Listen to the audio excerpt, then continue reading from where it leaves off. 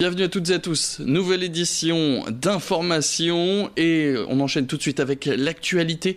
Les aides sociales coûtent un pognon de dingue sans résoudre la pauvreté. C'est la phrase choc de la vidéo qui avait été publiée sur Twitter par la conseillère de la communication d'Emmanuel Macron et ce la veille de son discours sur le cadre de la nouvelle politique sociale du gouvernement.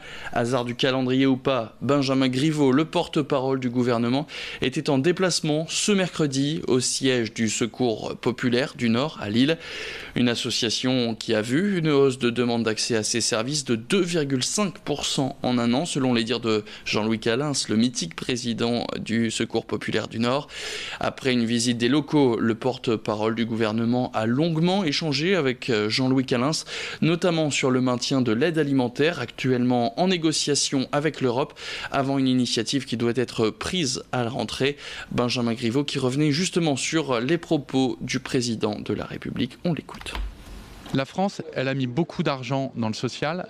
La question n'étant pas de savoir si elle en met trop, la question étant de savoir est-ce que c'est utile. Et quand on a, depuis 30 ans, c'est le résultat de 30 ans de politique sociale, 9 millions de pauvres, 3 millions d'enfants qui sont sous le seuil de pauvreté, 4 millions de mal logés, 10 ans d'espérance de vie de moins pour un ouvrier que pour un cadre, si on considère que c'est un bon résultat des 30 dernières années de politique sociale, c'est qu'on ne partage pas les mêmes objectifs. Moi, mon objectif, c'est que l'argent qu'on y mette, peu importe qu'on en mette plus ou pas, mais c'est qu'on le mette au bon endroit pour les bonnes personnes et qu'enfin on sorte les gens de la pauvreté.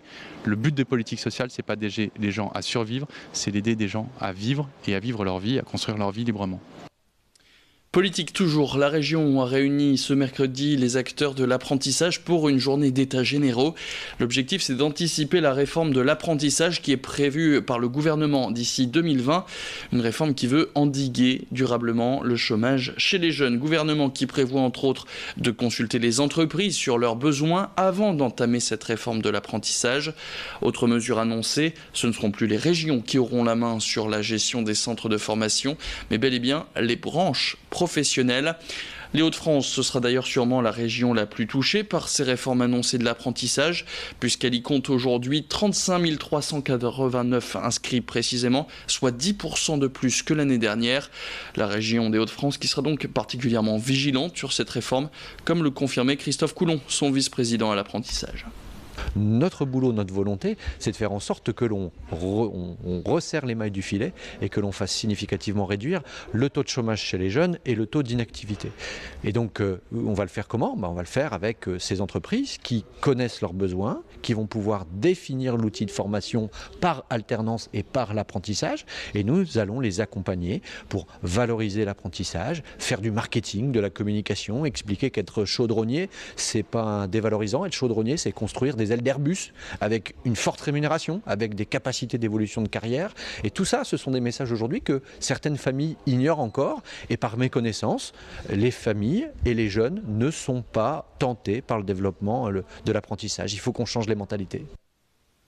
Ce week-end, c'est la fête des pères. Le papa de jumeaux a sorti pour l'occasion un livre intitulé Histoire de papa, 13 portraits de papa inspirants. Peut-être une idée cadeau si vous n'avez toujours pas trouvé le vôtre. On retrouve cet ouvrage sur Internet et dans quelques librairies de la région. Son auteur, c'est lui, Pascal Van Horn. Il a 2 enfants de 18 mois et il y a 6 mois, il crée son blog histoiredepapa.com. Son succès est immédiat et il décide ensuite de s'auto-éditer pour voir sortir son premier ouvrage. Des précieux conseils de papa, des portraits d'entrepreneurs, de créatifs ou même de papas passionnés. Pascal Van Horn revient sur son aventure paternelle au micro de Nicolas Lebrun. Il y a plein de portraits différents, il y a une grande majorité de la région, des Hauts-de-France, on va dire 80%. On a par exemple un papa qui est musicien, mais au-delà d'être musicien, il est passionné de plein de choses, de sport, de vidéo, de plein de choses. Et ce qui est intéressant, c'est qu'il utilise ses passions pour créer la connexion avec son fils, avec ses 2 fils. Quand on est papa, c'est pas toujours facile de trouver les choses pour, au-delà de on se bagarre, c'est pas toujours facile de trouver cette connexion-là. Et donc lui, il utilise ses passions. Et je trouvais que c'était intéressant parce que je trouve que c'est inspirant et que ça peut donner des idées à plein de papas. On trouve le portrait d'un papa qui, par exemple, quand il est devenu papa de ses 2 filles, a repensé complètement son job, il a reimaginé son job pour le caler, pour avoir du temps pour ses enfants, pour ses filles. Et donc il s'est imaginé un job, il est slasher, donc il a plein d'activités différentes, ce qui lui permet d'avoir beaucoup de temps pour ses filles. Et puis bientôt le week-end, bientôt les vacances d'été, bref, bientôt les apéros qui vont se répéter. Évidemment, l'abus d'alcool est dangereux pour la santé, à consommer avec modération. Si certains y préfèrent la bière, d'autres préfèrent le vin. Et si vous ne savez jamais lequel choisir, pourquoi ne pas faire des tests pour connaître le vin qui vous correspond le mieux? C'est ce que propose le site internet Melchior, développé par 2 jeunes entrepreneurs nordistes. Aujourd'hui, ils lancent leur service de vente de vin en livraison grâce à Deliveroo.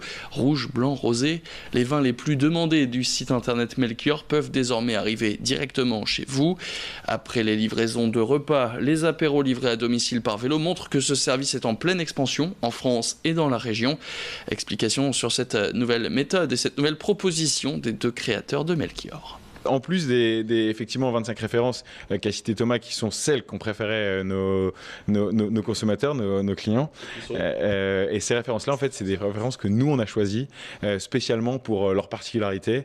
Il y a certaines sur lesquelles on a des exclusivités dans la région.